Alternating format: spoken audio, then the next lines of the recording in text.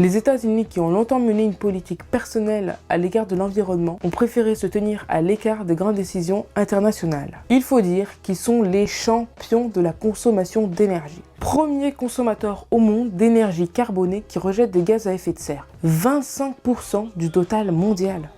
Il faut dire qu'ils ont du mal à remettre en question leur modèle économique énergivore et l'opinion américaine reste très attachée à la voiture individuelle qui est le symbole de liberté et surtout de la société de consommation. En 2005, les États-Unis ont refusé de ratifier les accords de Kyoto qui limitaient l'émission de CO2.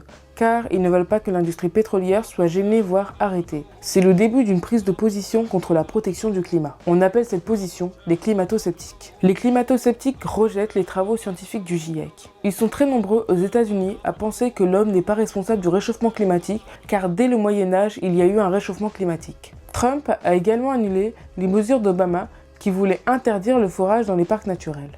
Pourtant, il y a aussi un puissant courant protecteur de l'environnement qui s'appuie sur les personnalités du spectacle, comme par exemple Redford, mais aussi des personnalités politiques comme Al Gore qui a produit La vérité qui dérange en 2006. Il y a des actions locales qui se mettent en place dans les grandes métropoles, comme à Chicago par exemple, où on veut imposer des toitures végétalisées. De plus en plus de villes américaines opposées aux décisions présidentielles appliquent les mesures internationales des accords de Paris pour verdir leur environnement.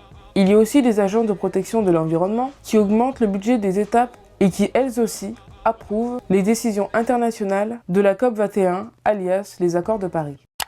Au moment du tournage, les USA n'étaient pas encore rentrés dans les accords de Paris.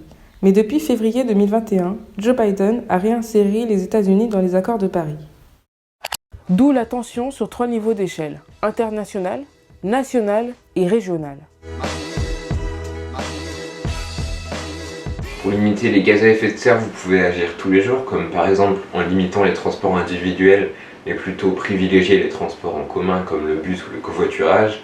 Il faut également limiter fortement l'utilisation et la combustion d'énergies fossiles comme le pétrole, le gaz ou le charbon, et privilégier les énergies renouvelables comme les énergies solaires, hydrauliques ou éoliennes. Vous pouvez concrètement acheter plus responsable. Manger moins de viande qui est gourmande en eau et souvent transformée. Privilégier l'achat en vrac et les circuits courts, producteurs-consommateurs, pour éviter la pollution. Acheter de plus en plus de seconde main sur Vinted ou Le Bon Coin par exemple, ou même fabriquer certaines choses vous-même.